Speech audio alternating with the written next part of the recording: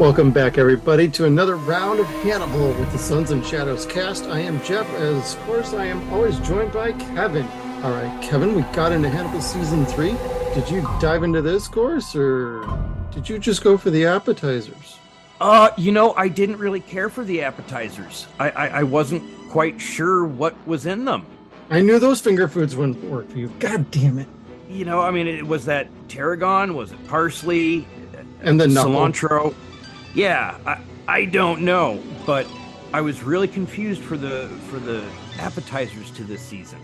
It wasn't until really the main course and the dessert where I was just like crying because it was so beautiful.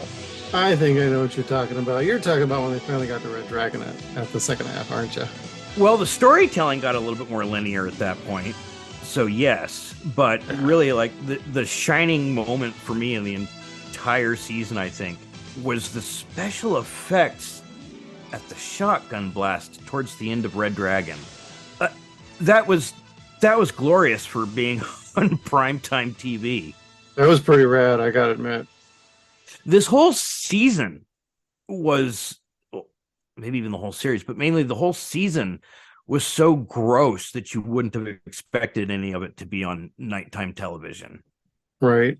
Like they did some things that were, of course, gross, but very cheeky, like Hannibal sucking on lips. Slurping them, you mean? Yeah. Yeah, right? That's like what I wrote down when he did that scene with Chilton's lips. That was so gross. So gross. Well, I loved how they shot it. And I know we're getting into like the second half more than the first half. We'll get back to it. But like, since we're on this little topic here, I absolutely loved how they cut right back to what happened to the other one. And then all you see is the slurp. And then they cut right back and you got Hannibal grinning. And he's like, you have one. That's more than enough to do what you need to do. Yeah, right. It's so fucking funny. I couldn't help but laugh. They did. They the way that they filmed it was almost like a gag. Yeah, pretty much. It made you feel shit. Well, not feel shitty. I didn't feel shitty at all, but it made you kind of look bad for laughing at it. Well, it also made you wonder if there was some sort of improv and they kept the cameras rolling and Mads just was like, they kept the scene going and they're like, so Mads just kind of like took one of the lips and just slurped it into his mouth. And then they were like, in post, that's actually pretty funny. Let's put that back in there.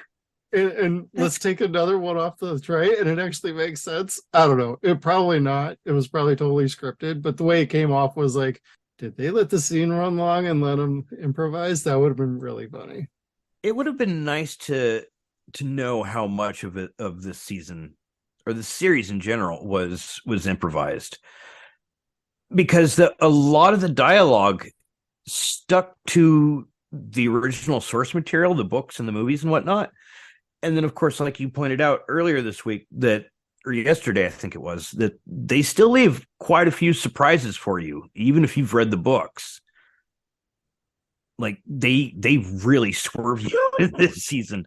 So that's what I was trying to tell you. It was like, I don't know the books. I only kind of know the movies. And even if you know everything, I remember watching this when it was live, people were saying like, you might know what's going on, but you don't really know what's going on at the same time. So there's plenty of surprises. It's kind of like Game of Thrones. Like, yes, you know the story up to a point. But once you get to a certain point, there's little liberties being taken, and not always for the worse. Sometimes they're for better. Yeah, like a lot of it, I think if they were ad-libbing, were certain scenes, say in Italy at the beginning of this season, where Will and Hannibal finally find one another.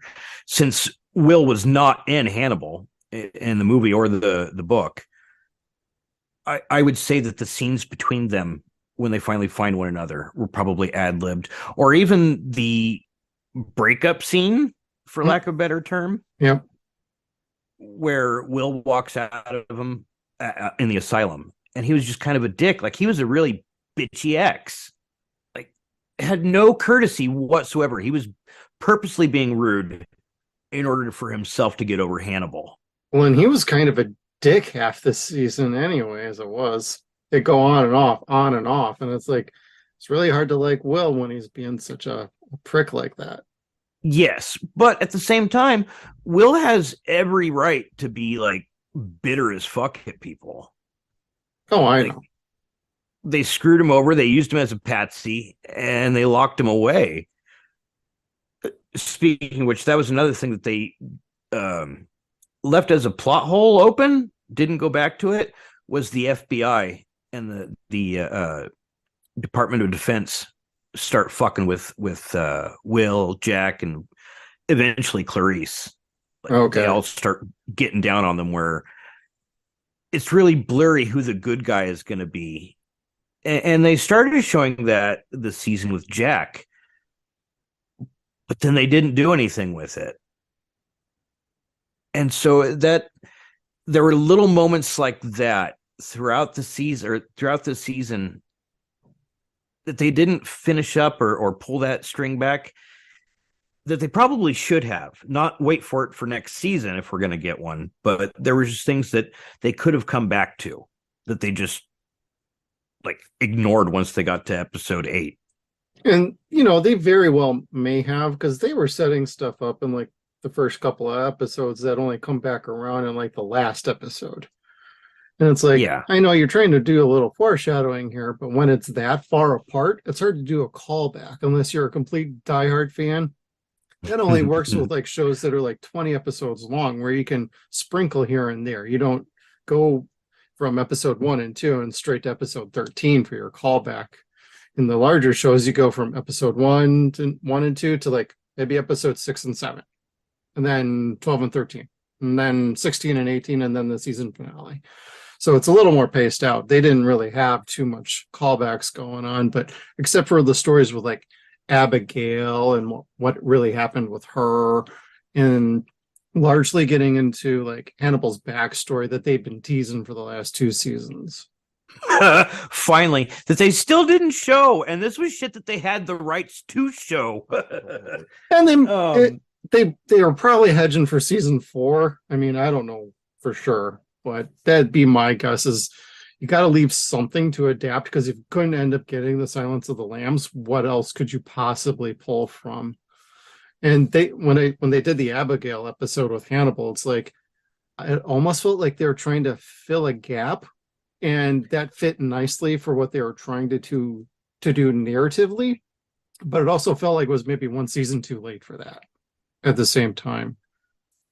Yes, because it was her and her dad were like a cameo in one episode. Yeah. And it felt like filler, and it shouldn't have, because you're sitting there thinking, wait, what did happen to Abby? Like, I honestly don't remember. Like, I know she went to Italy with Will. And no, she didn't. I don't. Oh, she didn't? No, didn't? she Wait. was part of his imagination. Oh, well, for fuck's sake, this stupid goddamn season. Oh, Like, he created her in his mental palace, in his memory palace. And so he brought her memory with him to Italy. She wasn't really there. They did a Sixth Sense style kind of episode with that. So she did not go to Italy specifically. The actress did, but not the character in real life. That's why during the scenes they were looking at Will talking to like dead air. And then at the end, when she cuts her own neck, and then within a split second, he's staring at nothing there and no blood on the ground, and Abby's gone because she was saying goodbye. He's on his own now. Huh. So she did bleed out at the end of the last season. Yeah, she did. Okay. Yeah. Choices were made this season as far as illusion, and that was with an A, not an I.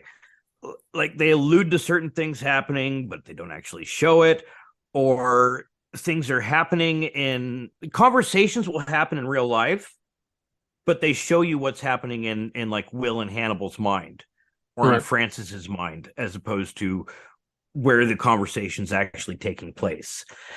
And I think they did that in a way to maintain familiarity of the show. Yes, I agree. For example, or most specifically, any conversation that occurred in Hannibal's office. Yes. Like, it had shrouds all over everything, or covers, dust covers, whatever. Even though in reality, it probably would have just been like tore apart, shut down, and then re-rented to somebody else. But it's all still there, and it has that familiarity to it, but they make it look more haunted. And that worked to a point. And then otherwise you're just kind of like, which part of this is happening? Which part of this isn't really happening? And at what point, which episode did we get to where we finally get to like present time where the story starts to shift forward? And I don't ask that complaining. It was confusing. It's a show that warrants a second viewing. Yeah. And I don't say that with any disrespect. There's just a lot to take in. Yeah, there's a lot of details, a lot of background things going on, just lots of extra things happening, and it does take you out of it. So, for fans of the show that were watching seasons 1 and 2, this felt perfectly normal to you.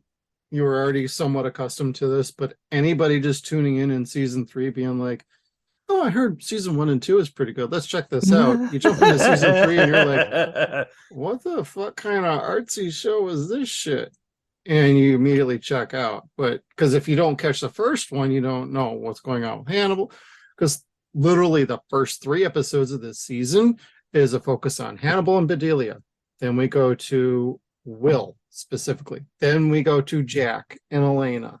And then, we go through each of the different sets of characters for the first 3 episodes just to see where they're at after the end of season 2, where everybody's lives have been changed. And then they finally get to the story of 4 episodes, like 4/5 through the middle part of the season to, where Hannibal gives himself up and whatnot with the Vergers and all that crazy. Yeah, I mean that was some intense shit. They gave Hannibal, the story to Hannibal and the Vergers, more justice in this than they did in the movie Hannibal. Yeah, I agree with that. But they kind of flopped the Vergers in this season for me. Putting Alana in with Mason, or being his new psychiatrist, and basically trying to teach him how to hunt Hannibal, that seemed like she took lines away from Kat. Like, Margot was supposed to be tough, no nonsense, and they really dialed Margot back in this season. And that was unnecessary, I think. There was no reason for either to be strong and the other one to be weak. Like, Alana her character was a lot of Scully's lines. Not Scully, I'm sorry. Starling's lines. Oh, okay. Yeah, like a lot of things, conversation between her and Mason were conversations between Clarice and Mason in the book. So that's how they did this. I mean, I've heard for years, like, they took like dialogue of this person and dialogue of that person. They kind of made they separated the Clarice character and broke it into other characters. That actually explains that to me, because I've always heard that. I never understood the context though. Yeah, and for the most part, they did it fairly well up until Frederick. So again, not to jump too far ahead, but where they bamboozle Frederick Chilton and basically use him as bait to lure out Francis, the Red Dragon. Oh, they did. In the book and in the movies, Freddie Lounds writes this article, and the dragon kidnaps Freddie Lounds, ties him or glues him to a chair, bites his tongue out, spits it across the room, and then fucking lights him on fire and rolls him down a parking lot ramp. This was a lot different than that. Like, they had Freddie write the interview, but it was all coming from Dr. Chilton. Like, it was his authoritative his credibility. Yeah, like it was his theories that the Tooth Fairy was impotent and really uncomfortable around girls and shit like that. And he had no idea that they were using him as bait, and he gets his lips ripped off, bit off, like straight up. Well, he had his back broken. He had his lips and tongue ripped off, and then he was set on fire. And Jesus Christ, hyperbaric chamber. I'm like, oh no, we're having a flashback to season 1. Yeah, don't start right. a fire in there again. Don't scratch anything. We didn't start the fire. Yeah. I was pleasantly surprised that they still did kind of show that. Yeah. I just didn't really want it to happen to Chilton. I eventually began to like this version of Chilton. Freddie, I probably could go ahead and set her on fire. That would have been fine too. No, she's a smoke show. I wouldn't have set her on fire. But I felt bad because like he basically shames Alana and Will. I don't know. Did he have the same conversation with Jack? Like basically telling them you're just as guilty as anyone else. Well, I think all of them in this show basically had that conversation with each other. Like, you're just as much at fault as that person. You're just as much at fault as that person. My favorite was when Hannibal was looking straight at Alana and basically said, no, you started this shit. Yeah, right.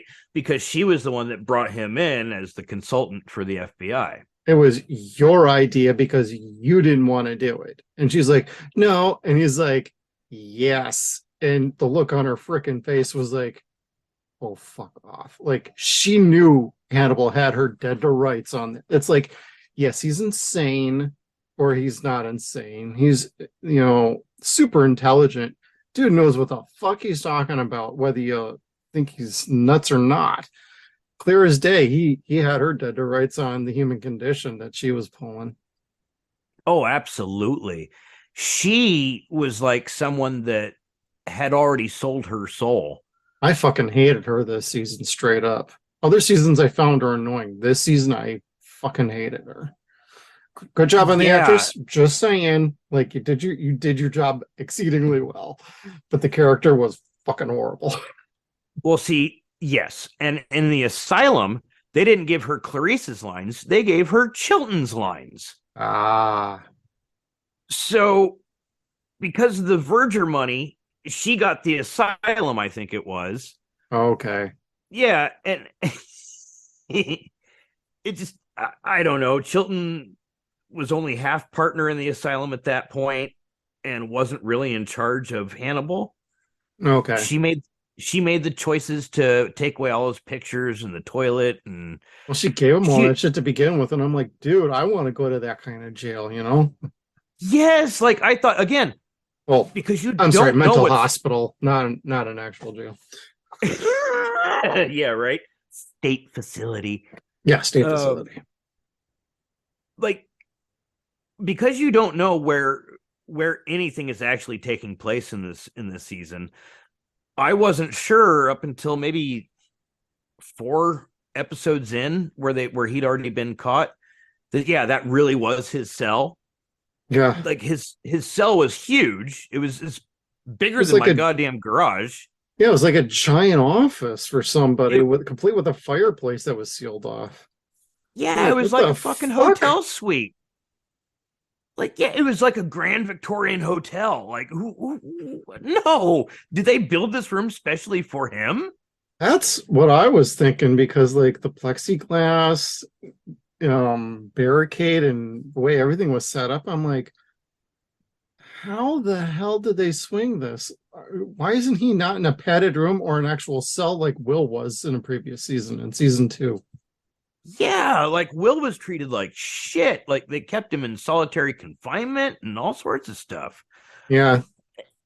Hannibal like got his own Michael Myers outfit and got to eat whatever the hell he wanted. And somehow he was swinging some sweet perks for whatever info or whatever he was doing for it. Because Elena was like, I gave you all of these for your spirit of what, cooperation or being, I don't know, shrinked by him. I don't know. It wasn't very Yeah, clear, like how exactly that all came down, but not like it was a necessary detail. It's just one of those could have had a throwaway line of like, we started granting you these for the sole purpose of you helping us. And now you're not starting to help us. You need to figure this out, or we're going to take it away. Eh. Or maybe I missed it and I need to rewatch this show again for the third time.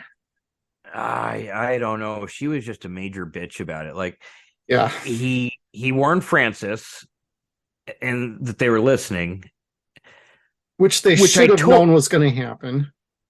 Yeah, the fact that they didn't realize or didn't think that Hannibal wouldn't fucking do that again Because he's was done it pretty stupid. every season so far. Yeah, like And you're not picking up on this now. He got you exactly what you asked him to do. You never told him you can't warn him that we're listening or anything like that. How can you just retroactively be like, oh, well, you told him we were listening? Dumb fucks, he would have figured it out eventually. Like, Jesus Christ. Dude was not stupid. Francis Dollarhide was in Hannibal's office using like this crazy IT system to make it look like he was actually calling from his lawyer's office. Like, he would have figured it out eventually anyway. So Hannibal's like, just fucking speed it along because I have my own plans going on. they had to update that, and it worked really nicely. It made sense, perfect sense. In the book and in the movies, they were communicating with each other via notes in classified ads. Like That's what they were. Okay, that's what that reference was for then. yes, that was a reference to what actually happened. Like he would recommend certain Bible passages, and really what Okay. it was like Will's home address in Florida.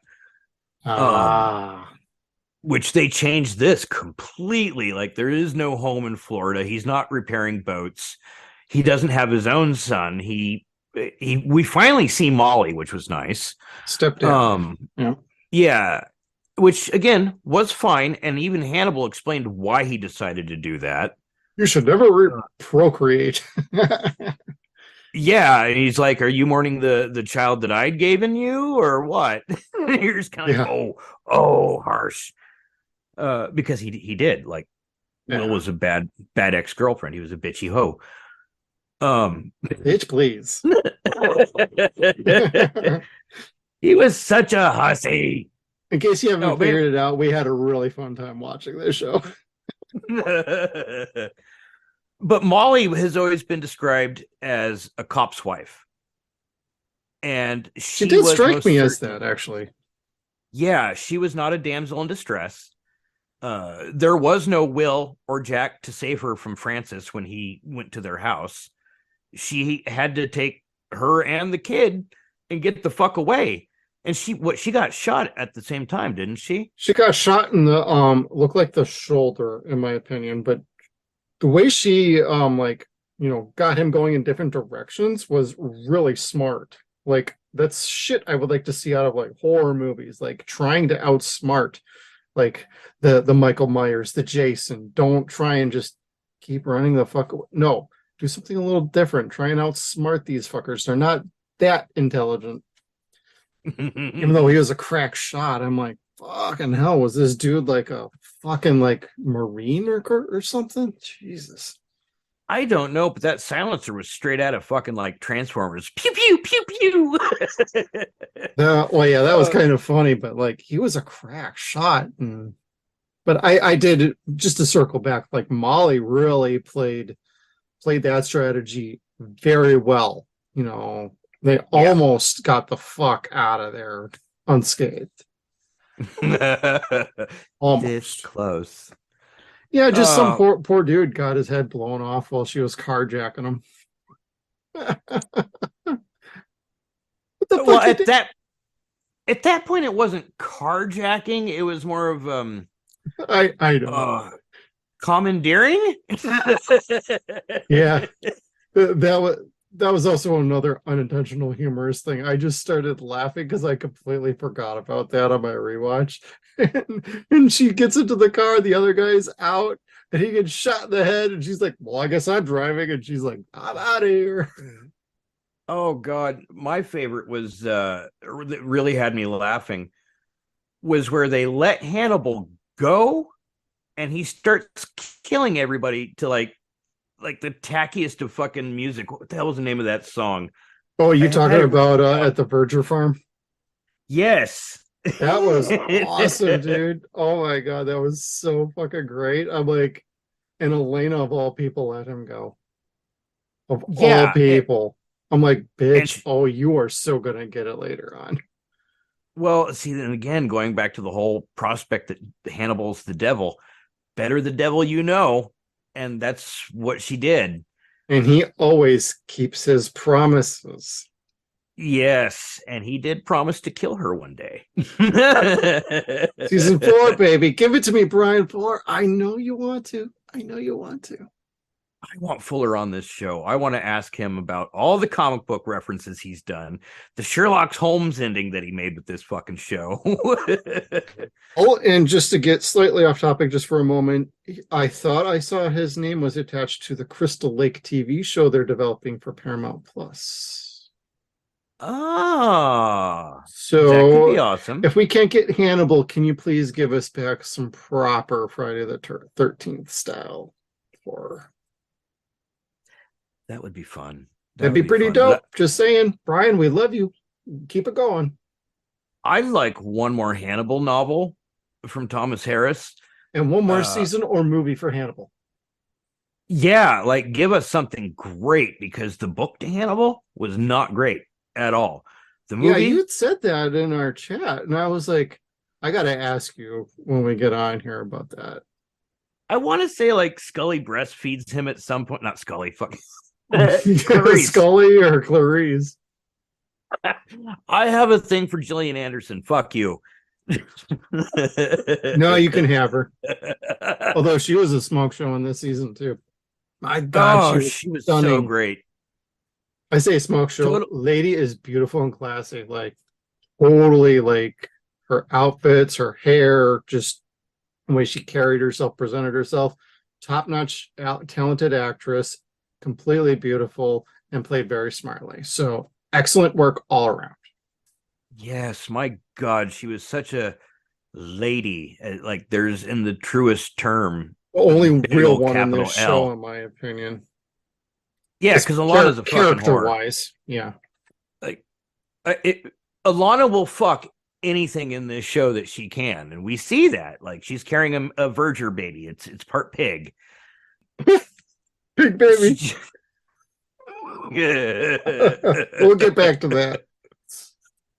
yeah, the big old Island of Dr. Moreau twist. Which was totally you could see that coming. Yeah. My only complaint about the first half of the season, real complaint as far as them following the Vergers, Yeah. was how glam and eventually decent looking they made Mason. Like Mason was not tolerable to look at in any way, shape, or form in the source material. I think they're trying to use like his money to further like how much he could look somewhat normal.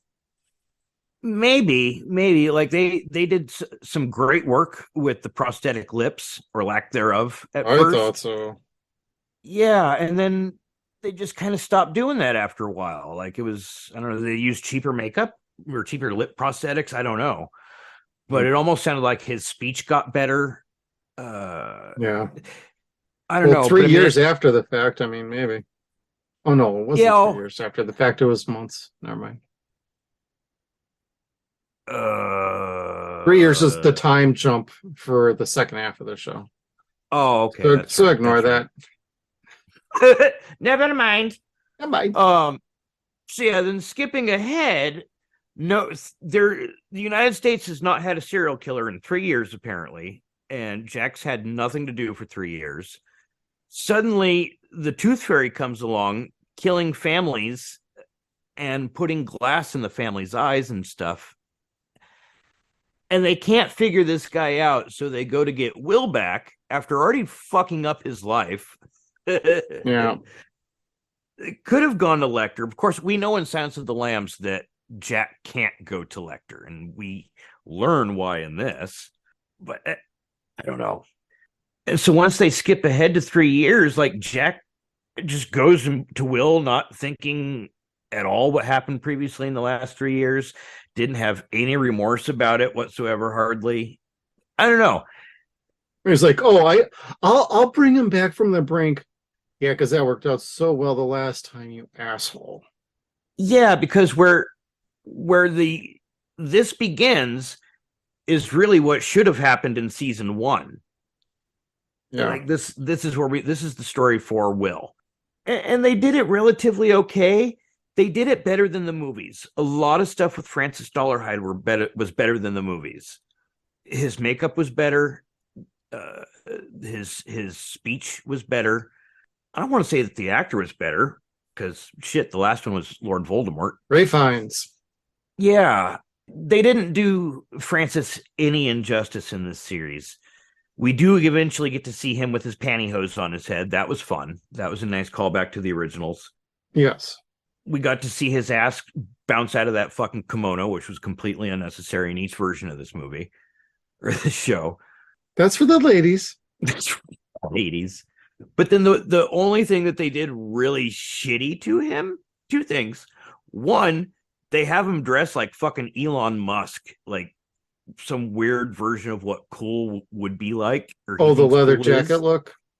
Yeah. Like, dude, you don't ride a fucking motorcycle. Take that sumbitch right the fuck off. That's the crotch rocket jacket.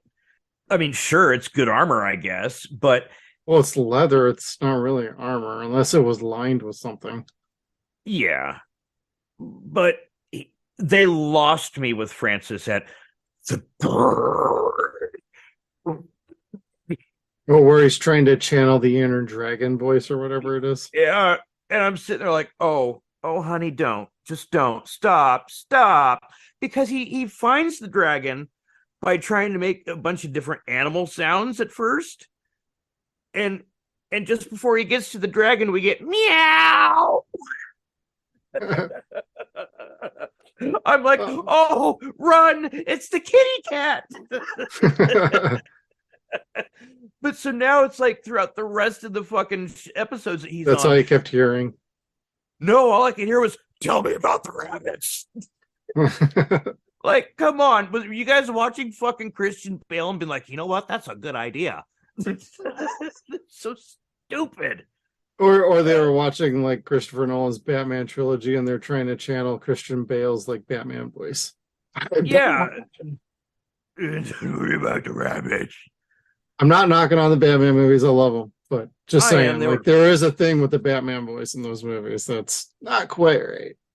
They're well-made shit is what they are. But anyway. Heath Ledger smacks your ass. From hell. Anyway. Yeah, I'm right.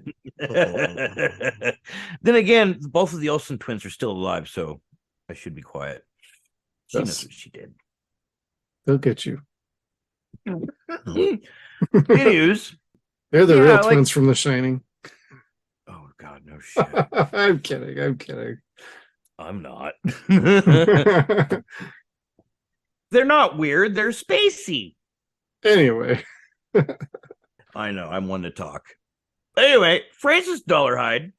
They did a couple things on here that was like, I don't know if they were trying to change it up from the stories, so you didn't know what was going to happen. But like where he's got Chilton in the chair, and Reba knocks on the door, and Reba comes in. Chilton doesn't say anything, so Francis won't kill her. She leaves. Francis kills Chilton and then goes to her house to kidnap her and bring her back to his house. Yeah. Like, couldn't you just fucking cracked her on the back of the head or some shit, or chloroformed her? I don't know. Why waste the gas money? Well, like, he had some serious trust issues going on. So I think he was like, once he made the decision to kill Chilton, instead of like letting him go like he had promised, because he had a change of mind. Hey, wait a minute. I have something better I'd like to do. That's when he rips his face off. I think at that point is when the switch in his head is like, I can't have any of these loose ends going on. I need to wrap this shit up and start dealing with my real goal here. And that's, I think, what really happened. Okay. At least that's how I look at it from like a non-book reader, whatever, just following the show along on its own without anything else going on. That's how I kind of viewed it. Fair enough. I mean, again, he was a good villain. I He don't was know pretty that. good. Yeah, he was definitely formidable, which we did not see a whole lot of that previously in the stories. I miss Gideon. That's what it made me do. Yes, this season sorely misses Eddie Izzard.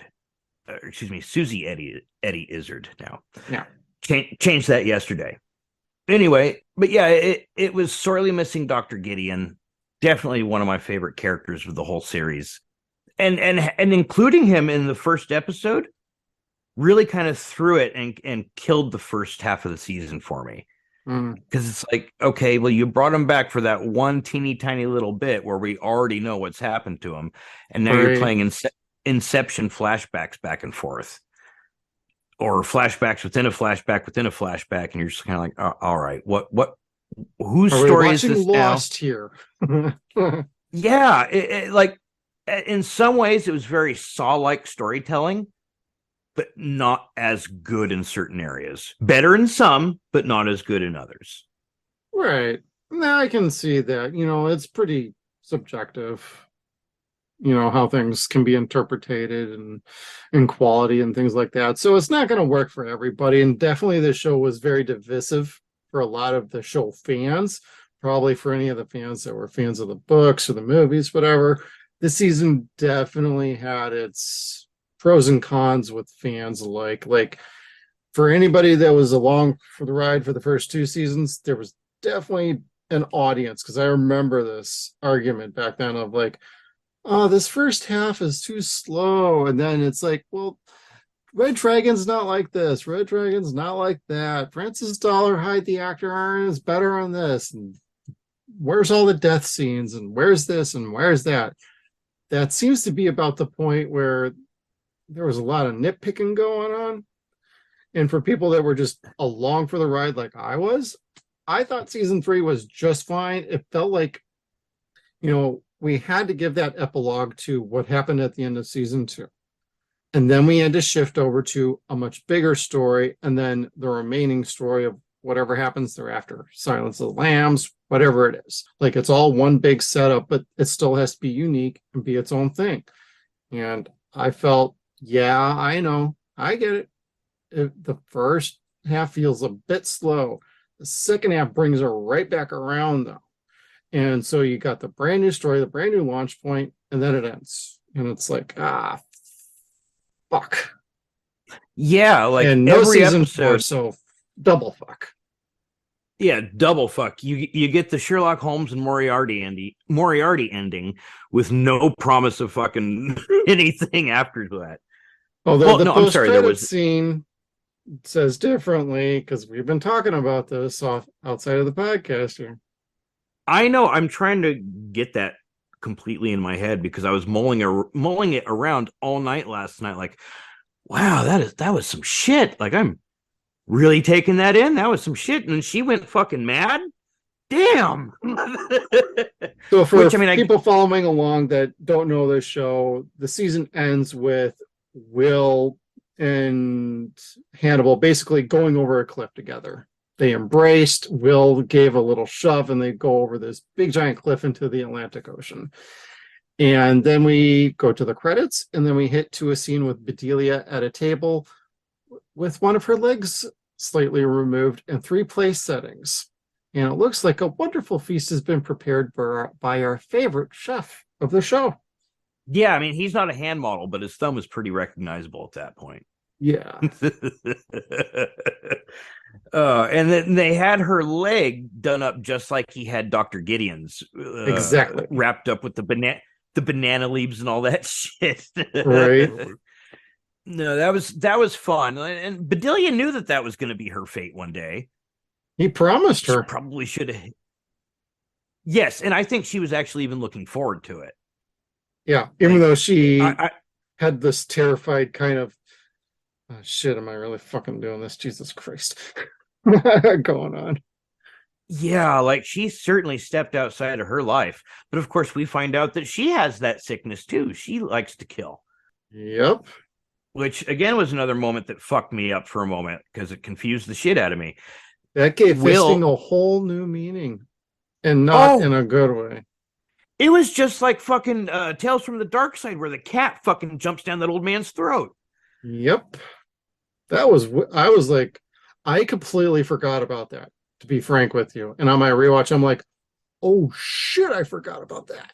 Yeah, like she gets elbow deep down into Sylar's jar and shit, or jaw. It's like, wow. Zachary Quinto is he the guy that supposedly attacked her? Yes. Okay. Basically, she was trying to cover for Hannibal for giving him psychotropics and trying to brainwash him. Like, yeah. And yeah, and he flips out and falls, breaks her glass table, and Swallowing on his tongue, and she's trying to get him to stop doing that. Oh, is that what he was doing? Was swallowing his tongue? Because that ultimately is what happened. The psychotropic thing.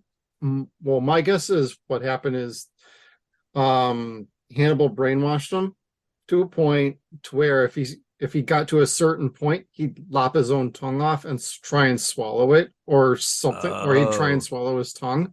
And he got violent with trying to stop Bedelia from helping him because he thought she was fucking crazy too.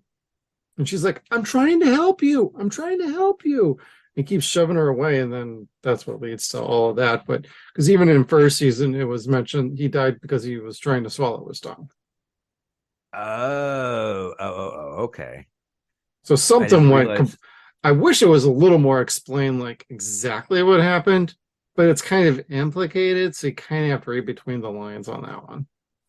Yeah, and then they make it very unclear as to whether or not she's talking to Will or talking to Spock. And you're like, where did Zachary Quinto come from? Like, well, it really seemed like it was mirroring the two different conversations. She was having a conversation with both of them, but the way they edited it, it was kind of like mimicking one with the other. Like, you both are, it feels like I'm repeating this once again.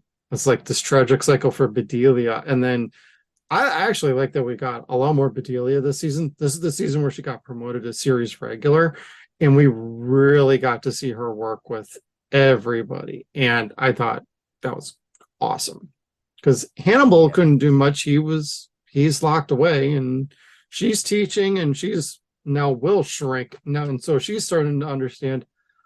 I see what Hannibal's on with you. Okay, and so she was getting on the Will train too. Yeah, and then she started fucking with him. Like, does your wife know how you feel about Hannibal? Like, oh, girl, don't go there. It's not a bromance; it's a romance. It's a romance. I don't know what it was. Like, yes, it seemed sexual several times. Other times it seemed brotherly, and that's why I said ultimately it seemed vampiric to me. Yeah, or it was very seductive and dark, and it was all about power and consumption. And that's kind of the way Bela Lugosi always described Dracula, and how he would tap himself to play Count Dracula. Okay. So that's what I took from those actions, or that characteristic, I guess. Yeah. And then what you were saying with Will and the reflections of the situation between Bedelia and then her other patient that she murdered. Will is represented mainly as a mirror in this season. That's true. If you watch when there's scenes between him and Hannibal, they're almost always doing the same thing to each other. The plexiglass is almost just like a mirror, and they're mimicking one another. Yeah. And it's almost beautiful. Like, it really is. It was very well done. Yeah. Like, part of me wants to be like, this is unnecessary, this is stupid, show me the gore. And at the other time, it's like, this is really, really well done. Like, it's beautiful. It's captivating is how I would describe it. Like, yes, it might be slow, but you can't take your eyes away. You can't, it's not like you're falling asleep bored out of your mind. It's like, No. there's a lot going on without a lot going on. Because even at one point, I wrote my notes like, I think the body count dropped this season. Especially for Hannibal specifically, because everybody else was killing other people. Like, Hannibal nearly got his ass killed by Jack. He probably should have. Story over, season over. Like when they were that in was fucking Florence, rad. and like Larry Fishburne is all like fucking Terminator mode with his ass, and I'm like, fuck yeah! I completely forgot how awesome that fight was, because he was just like cold, straight up, and like, motherfucker, I'm gonna fuck you up. And then he had a chance to kill him, and he didn't. Yeah. Well, did he or did he not? Well, I know he didn't kill him, but like he meant to, kicking him out of the window. It just didn't work out that way, right? Well, I think he wanted him to like break his fucking legs or his back. Oh. I think, well, Hannibal jumped out of the window. He had the grappling hook with the hooks on it that he was going to go after Hannibal with. I think Jack just really wanted to fuck him up. I don't think he was going to end up killing him. Later on, he would probably regret it, but I think he really wanted to bring that fucker in. Yes, he did. Like it was, it was hard for him because, of course, he had so much emotion charged in him that when he did go fucking put his hands on Hannibal, like he was savage. He was not a cop at that point. It was some shit. That was Fish basically avenging his wife's pain. And I don't think he was ever able to really see what Hannibal was trying to do for him. Hannibal did care about him. It's not like he never didn't care. I don't think he really wanted to even kill him. I think it was all like some sick psycho family. Yes, truly. Like Jack and Will were his friends. Like he enjoyed doing that with them. I mean, he saved his fucking wife like twice. Yeah. I don't know. It's like Hannibal was so cool with them. I totally dug it. And of course, you can't let the Chesapeake Ripper fucking stay on, but God damn, was that a glorious first two seasons with the three of them together. And it would have been nice to see them for just one more dinner. Well, they did get technically one more dinner, but it's not how we kind of envisioned it. But when they were sitting there, because I brought up this point outside of our podcast too, it was like at the end with Bedelia in that post-credit scene, early on, this dinner with Larry and Will and Hannibal, where Will was about to get his head sawed into, and Jack was subdued because he got his heel sliced. That was pretty sick. That made me like, I don't remember that at all. It's not that I forgot it. I honestly don't even remember his heel getting cut. What I remember from watching this live, and this is straight up, because I actually remember this episode very well. All I remember is Larry's in there, and then the next thing I know, he's sitting at the table being hooked up after the commercial break. I think I had gone get my wife a drink, and because when we were watching this, we would have like these awesome dinners and a few drinks. I think I went to the kitchen to grab a quick like beer or something, or make us a quick drink, and then I went to commercial. And then when I come back, he's like, "What happened?" So I didn't. It's just like, oh, Hannibal got him. He was under the table. I'm like, oh, okay. He must have just pulled him and he clonked his head on the floor. I see the heel getting sliced. I'm like, fuck me. But anyway, just to finish that thought, like they were sitting there at the table, and both Hannibal and Will were like, "This is the dinner we always wanted, or we almost had before." But they both said, "But it doesn't feel right. It's not. This isn't the way it's supposed to be." And I think it's finally completed at the end. Like the one item that's missing from that trio was Bedelia. Bedelia wasn't there, and now she's waiting at the table for them to show up after they already took her leg. So they're probably getting cleaned up, ready to sit down. So I think that's a little foreshadowing for, hey, by the way, but then again, you wait like Episode 5, actually. That sounds right. Oh no, it was My actually notes. episode 6, and then they do that post-credit scene at episode 13. So 7 episodes later, they do a payoff from something they set up at episode halfway through the season. So it's not actually as bad as I thought it was, but that whole 3 seats at the table. Well, this doesn't feel right. Jack's not supposed to be here. And then you get that last scene of, I think that person was supposed to be Bedelia, Will, and Jack. That's the family Hannibal always wanted. Huh. That's just me filling in blanks, but the way I feel like it played out, I think that's the implication there is like Will, Jack, and Bedelia. But I was going to ask you a question just based off of that is, so what happens with Will in like the books? Does he become a psycho killer or something? Because I No. legit don't know, and I don't remember the movies well enough for that. So the books basically Will figures out who Lecter is. Right. He sees his anatomy books, and there's recipes written in the anatomy books. Ah! Yeah. Dumbass. and Hannibal stabs him in the abdomen. Yeah. And he shoots Hannibal. So Hannibal gets caught. He goes to the hospital. He's all fucked up, has wires attached to him and everything else. And Freddie Lowndes takes a bunch of pictures of him, Yep. passed out, and prints them in the newspaper. And then it jumps X amount of years later to where we're going to start the Red Dragon scene. Jack comes to find Will down in Florida.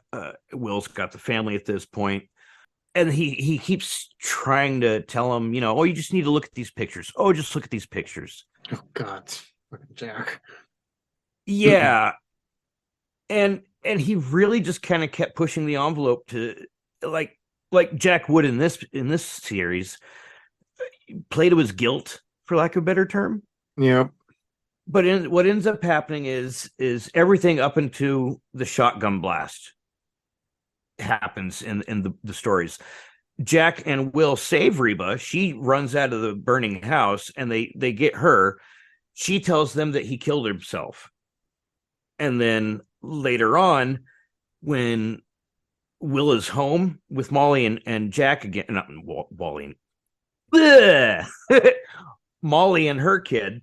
Okay. Molly and Wally, I think that's what it was. Anyway, Francis goes to the house and gets the boy, and Will is basically standing off with Molly far behind him. Francis has his son, and he's basically threatening Will. I don't remember what exactly he was doing, but he's trying to kill Will or get Will to kill himself.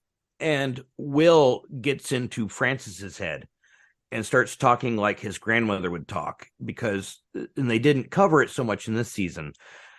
A lot of his psychosis was done by his abusive grandmother that ran that old hospital that he lives in.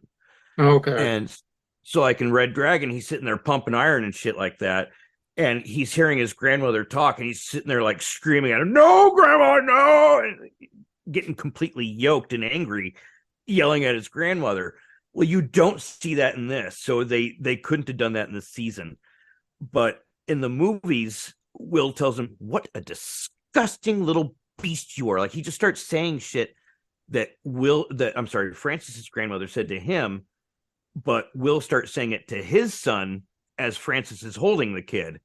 And Francis just goes fucking nuts because Will's saying those things to the kid.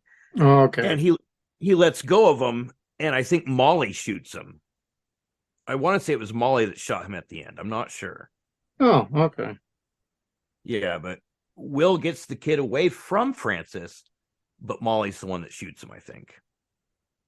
Boy, they did that different in the show then, because it was like Hannibal and Will beating up. It was like a 2-on-1 wrestling match. I'm like, shit. Yeah, You're fighting you Goldberg, and you need like fucking like Hulk Hogan and Kevin Nash and Scott Hall. You need the NWO to beat up like the one guy. And they did. They fucking finally got together. Like fucking Batman and Robin hadn't been together in several years, and they're like, I'll serve him up. You knock him down. Yeah, Hannibal. I mean, I gotta admit, they were a pretty good duo. So when that was going down and they defeated him, and then they're embracing, and then Will's realizing, oh shit, I'm fucked. I'm now on to the dark side.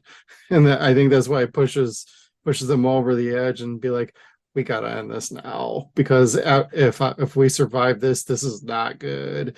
But like that whole thing, I'm like, I wrote down WrestleMania rematch. Well, then he says the sweetest thing, like, see, Will, this is the only thing I ever wanted for you. And he wanted Will to be free. And Which, Will in that again, moment was.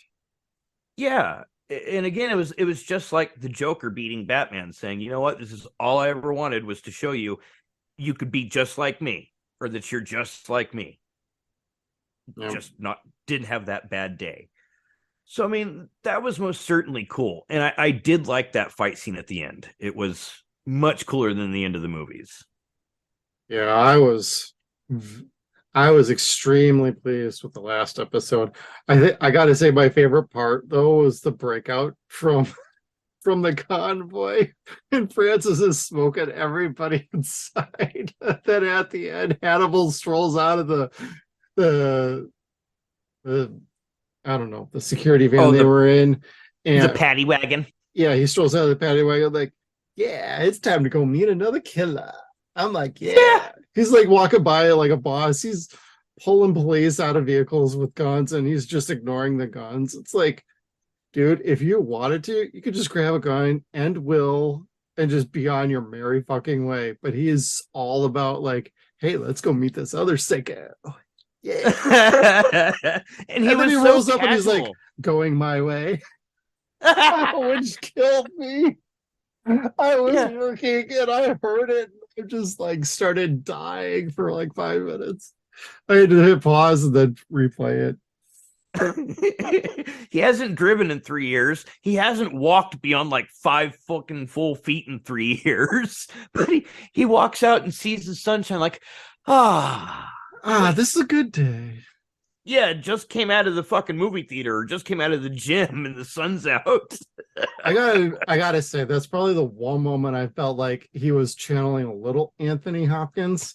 Yes. They're very two different types of characters, but he did give Anthony Hopkins humor. Yeah, he gave a little vibe here and there. It's like, no, I know I'm my own, but I'll throw a little nudge you guys this way. Like for the audience, or if it was written, or they all talked and figured out, hey, we could do a couple nods. It's okay. We can get away with it. Mads, you're cool enough, bro. I like him. I do. I like so him in fucking this. Good. I want to say this was probably the first thing I ever saw him in. This for me, it was this, and then it was Rogue One. Oh, I didn't know he was in that. I still haven't seen that. Oh, Rogue One is good. The only other movie I think I'd seen him in next was Doctor Strange. Yep. And I was like, well, okay, yeah, he's pretty good in this too. And they gave him some sick ass makeup in that one too. I guess he's in one of the most recent Fantastic Beasts movie if you're into Harry Potter. Yes, I think because he replaced Johnny Depp. Yeah. And people were all kind of like, oh, how do you feel about that? To myself, probably just got $5 million. Pretty good, I'm sure. Or several $1 million, whatever. I'd actually, I know a little fan casting, but I'd make him Dr. Freeze in a Batman movie if they did one. Yeah, that would be cool. The good Victor Freeze from the animated series, not the Arnold Schwarzenegger bullshit. No? Which I like Arnold, but I didn't like that. No, the fucked up. Yeah, the fucked up thing about that movie is that Arnold was the best part about that movie. I know. That's why what I'm saying was really hard for me. But this I was really striving to finish it yesterday, not because I was on the time constraint, but because I was enjoying it and I was just really wanting to get through it. And there's other things that we're going to be doing soon that I'm pretty excited about that I want to get started on, but I really wanted to get through this and like give it my full attention because it was fun. And these are characters in a universe that I absolutely love. I've loved Hannibal Lecter since I was 11 years old, which again is probably way too young for a kid, but still. I love this. It's for me again. It's not like Dexter where I have to like wash my eyes or clean my brain with cartoons. Take a shower afterwards. Yeah, like I like these characters. It doesn't feel as dirty. It's certainly more artistic and romantic. Yeah, I love this show. It's one of my favorite shows of the last like 20 years. I gotta admit. As far as like anything like normal, because I'm more sci-fi. Like I like my outlandish space-based science fiction. I like my horror shows. You know, I could go down the list. I like Andor. I like, fucking Ash versus Evil Dead. I mean, I have a spectrum here, but like when going off the grid and something kind of set in the real world like this is definitely top notch because I do like shows like this, but this. Although my wife and I still need to watch Mindhunter on Netflix, which we have heard is very good, but ends with a horrible cliffhanger that is never to be resolved. Oh, so, Mindhunter. I thought you meant Manhunter. I was like, no. I'm not. I ain't watching that fucking movie ever again. I did not like Manhunter. It's so stupid. Yeah, I remember hearing about that, and then I watched it after I watched Silence of the Lambs, and I'm like, yeah, no. Silence of the Lambs is what it starts for me as far as the movies go. I cannot do Manhunter. It is not that great. No. I don't care if it's a hot take or you love it. Hey, you love it? Awesome. For me, no can do. Yeah, it felt very 80s, and it used a lot of padding, for lack of a better term. I'd say so. And I didn't even read the goddamn books. Yeah, like they leave a lot out, and there's still a lot of film that you have to watch without so much story, like hot merging action, if you will. It's a slog is how I would call that movie. Yeah, and Lecter's not that interesting. Brian Cox is a fine actor. I love him, but not in that movie. Yeah, no, this was not my favorite. And again, Hannibal Lecter was not a pop icon at that point. No. So no one was trying. It's not like, can he pull this off? No, he just thought he was playing this fucking sick dude. Yeah. So Anthony Hopkins unintentionally made him a pop icon. He wasn't trying to be a pop icon of any sort. He was just trying to play a sick fuck. Yeah, right? Like a scary sick person. He had black marks under his eyes, hadn't seen the sun in fucking years. And he likes his kidneys with a side of fava beans and Chianti. I can't do it anymore. Yeah, I lost my teeth. No tooth. Oh, the tooth fairy saw you then. Oh, God, yeah. Speaking of the tooth fairy, this was the first time they ever showed his teeth like being weaponized. Yeah, he had prosthetic teeth made for him, or whatever it was. They were specifically made for that purpose, and that was really neat. That part I liked. I'm surprised you didn't make him as like fangs or sharper and finer, more like a beast, but that would have maybe gone back to like that Project Metal Beast episode I remember from the other season. Yes, and that's why I was a little surprised that they did that, because we would get to Francis later on that had the teeth. Maybe that's why they went so extreme with that, is they knew Francis was in their back pocket and they were just trying to protect it so they could have that be a lot more realistic and a lot more scarier rather than goofier. Yes, Francis was. Although it was really kind of weird to see Chromolux, which I don't think they called it that in this. I don't think so. Yeah, Francis worked at this company called Chromolux, I think, where they I can't think of the goddamn word because we don't do it anymore. Film development. Yes, thank you, Jesus Christ. They would develop camera rolls and shit like that, or different family home videos, and that's how Francis found these people. Is he was editing their family videos onto VHS or Super 8, what have you, and anything like that. And that's how he figured out all these different families. And they allude to that, but I don't know if they flat out said it. But in this day and age, they didn't really say why that company exists, because we don't really develop film anymore. No, there was even a throwaway comment from Reba about that. Like, we don't like the digital thing up in here because they knew it was like starting to take over. That Yeah. I don't even remember.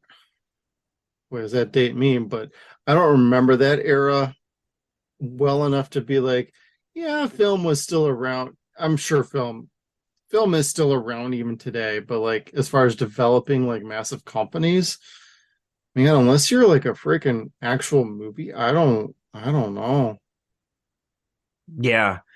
And well, even then, like That's Warner what I Brothers, mean. they Is just like switched them, all the yeah. I don't know. I don't know. But they tried keeping as much of that as they could Right, within reason, and not making it look like it was outdated. right. Um like the infrared film that he was initially going to ask Reba for, that was going to be used, I think, later on the tiger. Like that's something, this had something to do with, that's how he knew about the tiger at the zoo. Oh, okay. And each time I've seen that scene between Manhunter, Red Dragon, and this, that scene gets more and more beautiful each time. Like I think in Manhunter, she just had her head on a tiger stripe pillow. Okay. In Red Dragon, it got a little bit better. There was a tiger at one point, or it might have been CG. A little bit more tiger stripe pillow. This tiger started to glow. It was like so radiant that it was glowing. Yeah, that was impressive. And you knew that's not the color that a tiger is, but god damn if it wasn't fucking beautiful. And Francis's face, the fear for her, like the beast could take her or something could happen to her sweetness, and he gets it washed away because she sees that she's not terrified of the beast, and Yeah, that starts to terrify the beast within him, because that could be good for Francis as opposed to the dragon. right. No, that's a very good analyzation. I spend way too much time thinking about this shit now. Hey, this is Like our I feel podcast.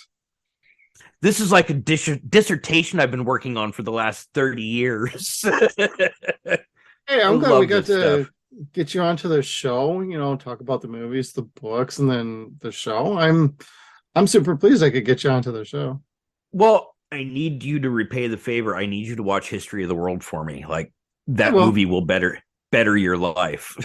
Oh, we will. We just got to figure out our schedule, or we'll make it exclusive to our Patreon. Oh, I just mean you watch it on your own time for your Oh, own I thing. will. It's fucking amazingly funny. Well, I know I can get my wife in on that, so that won't be a problem.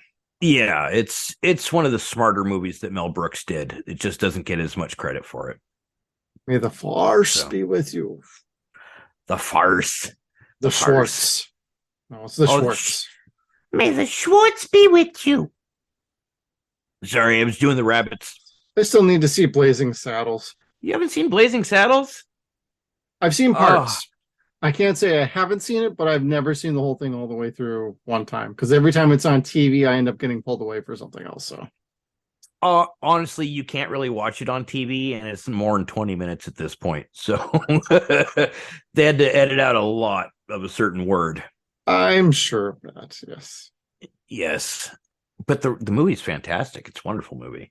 Oh yeah, it's on the list. It's on the list. Oh, we have a list. That's true. We did. We just updated that list. I haven't. Yes, we did. I haven't told my wife what we're watching this weekend. Uh-oh. Yeah. She likes Boondock Saints. She likes it. Yeah. So, but I keep things like that a surprise, so she can be like, "Oh, yay, it's fun." Good. Meanwhile, I'm sitting there writing notes. I'm glad you're having fun. I'm busy, so leave me alone. Stop talking while I'm watching this for notes. Oh my god, that was me like the last 2 days, and like anytime the kids would come to me with like shit in their diapers or something like that, it's like, oh, that's right. Daddy, you got to I'm take care of watching me Hannibal. first. One baby There's- versus a bunch of real babies and no pig babies. Yeah, like the dog's not eating her food. You guys got shit over there. Come on, I'm watching Hannibal. You just go to the kitchen. You can make macaroni and cheese. It's all good. If you burn the house down, okay, just make sure everybody else is outside. Right. Grab the dog. Get your mom. Let's go. Yep. And by the way, for our episode, I wore one of my Hannibal t-shirts. Oh, that's fucking dope. And it's got the fucking stag on it. Love it. Yeah, bitch. Anyway. Yeah, and Wendigo. Wendigo showed up briefly in this season. I Here and love there. Wendigo. Yep. I did like I like that visual. I'm glad they kind of scaled it back a little bit though. Yes, because too much of a good thing is still too much. Exactly. Yeah. But I'm glad we watched this. Thank you very much for letting me get a chance to see it. Oh yeah. Two-man power trip over here. And boy, are we gonna have a doozy of a next episode. Yeah. We'll tell you. I mean, we already posted it on social media. We're doing Max Headroom from the 80s. So if you're looking for a little nostalgia flashback, oh, we're going back, baby. Way back. I'm so excited. I love Matt Frewer and I love Amanda Pays. Yep, She was one of me my too. one of my first crushes on the Flash. Hell yeah. And you know that the season's not that long, so we can get through that, no problem. Oh, I'm sure. So I'm probably going to end up starting that tomorrow. Like I said, it's one of those things where we've got a lot of fun shit coming up, but I wanted to focus on Hannibal today. Like, just keep that in my mindset all day and not stray to anything else. It's like I haven't played video games today. I haven't watched any other movies. I'm a lot like you, where like I can't do too much different. Like it's hard to start like another show or watch anything else. The only thing I've been able to do is watch like AEW wrestling and watch Gravity Falls with my wife. I can play a little video gamey if it's like something like, say, Ghost of Tsushima, Assassin's Creed, something that you literally can turn the brain off and not do any story mode for like an hour or two. And that's literally it. I have not gotten into any other movies or playing other video games. You see my limited run games special edition for the Dead Space remake sitting back here ready to get unboxed, but God, I've yet to play that. Oh, That's because it's got the helmet inside. I spent enough for it last year. Cool. But it showed up. I never got a shipping notice. But anyway, that's not why you're here, is to check out our video game talk. If you want that, we got a couple buddies over at Deleted Saves that we would definitely recommend. And hey, anything else you got for us, Kevin, today? I've got nothing. I'm excited that we're going to get to Boondock Saints this weekend. We're going to start Max Headroom pretty soon. Oh yeah. And yeah, we've got fun coming up. Yep. I loved watching Hannibal. I'm glad you were totally on board for it. I'm glad all of you, our audience, was on board for checking out Hannibal. Thank you for tuning in. We're doing great on the podcast. We've got some great content. Hey, check us out on all of our social media. We'll throw the bumper up at the end of this episode. But the only thing that's not there is our patreon.com shout outs. Chad Peterman, Skeeter Slater, thank you for being our Patreons. Hey, if you want to be a Patreon too, please check out patreon.com/SunsAndShadowsCast, CAST. Make sure you do that, because if you just do Suns and Shadows, you go some other page. We are not them. We've had that comment. We tried to abbreviate this as best as we could when we launched it, but hey, we're there. We got some good behind the scenes content, and we're about to increase some other fun stuff back on there. We got some great posts going, so please check it out. The bistro is now closed. Yeah, man. Cordell! Eventually, Cordell. Oh,